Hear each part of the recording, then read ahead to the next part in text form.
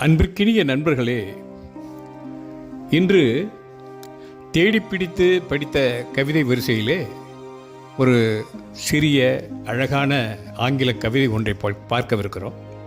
இதை எழுதியவர் ராபர்ட் ஃப்ரோஸ்ட் என்னும் அமெரிக்க கவிஞர். இவர் கிராமப்புற காட்சிகளை மையப்படுத்தி எழுதுவதில் மிக வல்லவர். இவர் இலக்கியத்திற்கான நோபல் பரிசுக்காக பல முறை பரிந்துரைக்கப்பட்டாலும் கூட அதை வாங்கவில்லை. ஆனாலும் எண்ணற்ற உயரிய விருதுகளை வாங்கியிருக்கிறார். அதற்கு மேலாக இவருடைய கவிதைகள் மிக பிரபலமானவை, எளிய சொற்களில் இருந்தாலும் ஆழ்ந்த உட்பொருள் கொண்டவை. அவருடைய கவிதைகளை நாம் ஏற்கனவே அறிமுகப்படுத்தியிருக்கிறோம். த ரோட் நாட் டேக்கன், அதாவது விளக்கப்பட்ட பாதை, stopping by woods on a snowy evening, பனிப்பொழிவில் ஒரு காட்டுக்கு இடையே. இதை நான் காணொளிகள் வாயிலாக கூட நம் நண்பர்களுக்கு அறிமுகப்படுத்தியிருக்கிறேன். அதை கூட நீங்கள் பார்க்கலாம். இந்த கவிதைகளிலே குறிப்பாக சொல்ல வேண்டுமானால்,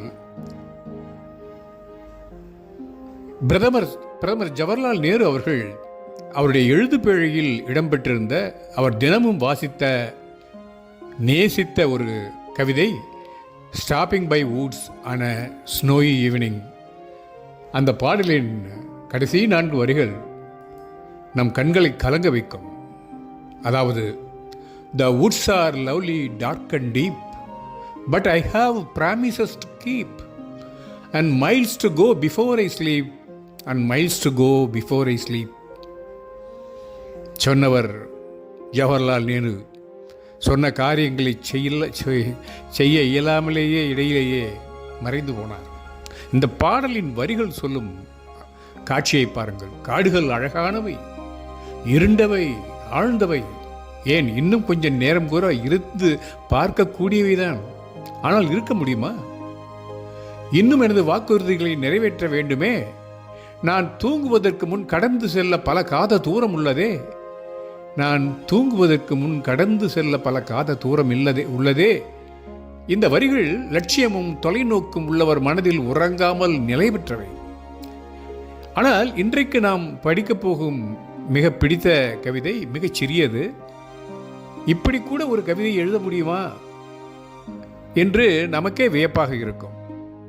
அப்படி ஒரு சிறிய கவிதை, ஆனால் பொருள் மிகப்பெரியது. கவிதையை படிப்போம். Dust of snow. The way a crow shook down on me, the dust of snow from a hemlock tree has given my heart a change of mood and saved some part of a day I had rued. என்னுடைய தமிழாக்கம் பனித்துகள். ஒரு காகம் ஊசியிலை மரத்தில் ஒட்டிய பனித்துளிகளை உதறி என் மீது வீழ்த்திய தருணம் என் இதயத்திற்கு கொடுத்ததே ஒரு மனநிலை மாற்றம்.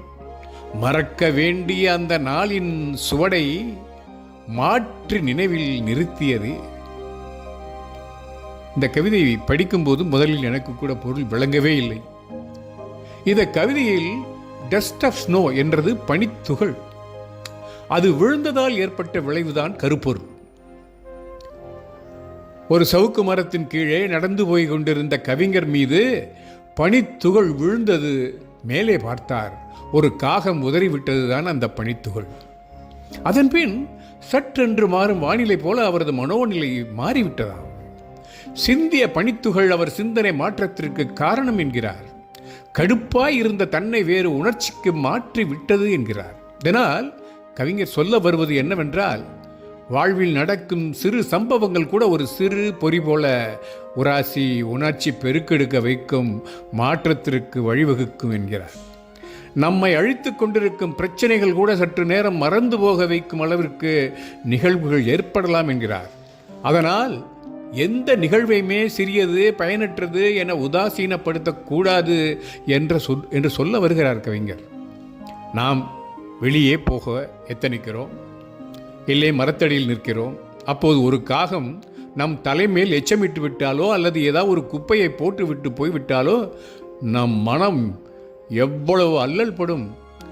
அந்த அந்த செயலை எண்ணி எண்ணி எவ்வளவு நேரம் அதன் பின்னாலேயே போகும். அன்றைய நாளே நமக்கு கெட்டு போய்விடும். ஏதேனும் தீது நடக்கப் போகிறதோ என்ற பயம் கூட தோன்றும். ஆனால் இந்த கவிஞர் அல்ப விஷயங்கள் கூட அற்புத விளைவுகள் ஏற்படுத்தும் என்கிறாரே. நேர்மறை உணர்வுடன் அணுகினால் இது சாத்தியம்தான். கவிஞரின் ஆரம்ப வரிகளில் அந்த பனித்துகள், காகம், சவுக்குமறை இவையெல்லாம் ஒரு அசாதாரணமான ஒரு கெட்ட சகுனமான விஷயங்களை பற்றி இருக்குமோ என்றுதானே நம்மை எண்ண வைக்கிறது.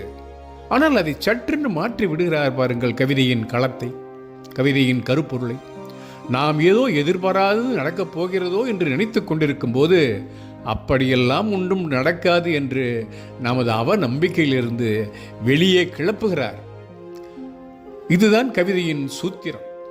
ஒரு கவிஞரின் படைப்பு நம்முடைய அனுமானங்களை தாண்டி எதிர்பார்ப்புகளை கடந்து ஒரு புதிய ஒளி காட்ட வேண்டும். சாதாரண விஷயம் என்றாலும் அதில் பொதிந்திருக்கும் ஒரு மாற்றத்தை காண்பிக்க வேண்டும். அதுதானே ஒரு படைப்பின் ஜீவன். கவிதை என்னமோ சிறியதுதான், ஆனால் அது ஏற்படுத்தும் தாக்கத்தை பாருங்கள், அது மிக பெரியதாக இருக்கிறது அல்லவா? இந்த கவிஞரின் மற்ற கவிதைகள் கூட இப்படித்தான்.